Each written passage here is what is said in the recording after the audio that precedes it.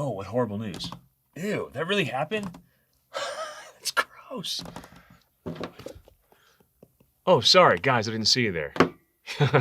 You ever notice your brain gets sucked in sometimes to really negative passing news? It's called clickbait. I'm going to talk to you about why it's so important to avoid letting that overcome your brain and how to break free.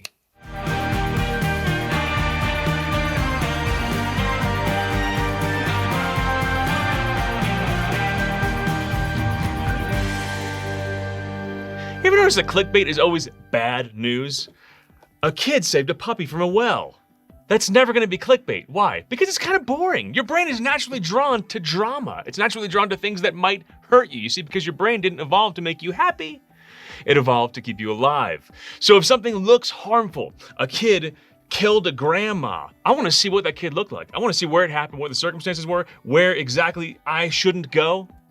See, because my brain's trying to keep me alive, it's drawn to that clickbait.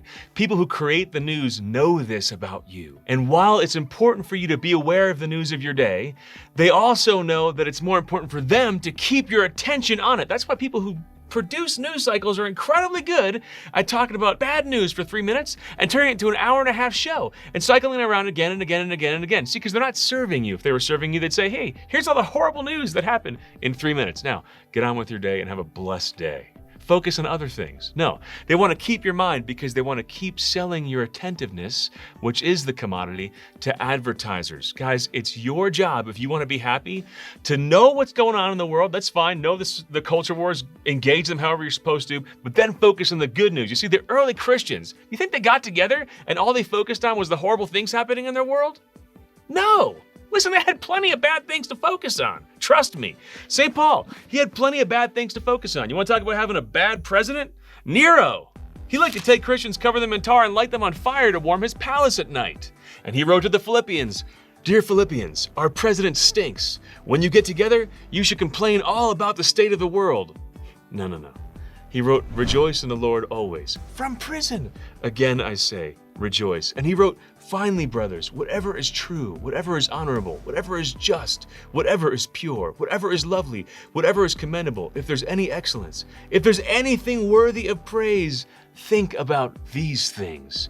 He had plenty of bad things to think about to bring him down. The early Christians had plenty of things to complain about, but they knew that for all the bad news of their day, which was important for them to engage with, but they knew for all that bad news, the kingdom of the world passes away. The empire that was Rome, where is it now? Nero, is he still president? Is he still emperor? All these things pass away. They knew there was a greater kingdom that they were a part of. That they knew that for all the bad passing news, there's eternal, ever-breaking good news that's bigger than all of it. I've seen way too many Christians be brought down, have their spirits, their strength, their joy ripped out of them over this past year because they give all their attention to clickbait, to bad news. Guys, the joy of the Lord must be your strength. You want to spend 5 minutes becoming aware of the bad news of your day? That's fine. Make sure you balance that with 10 minutes of the good news of the gospel. The joy of the Lord must be your strength. If you don't do that, you lose all your perspective. God bless you.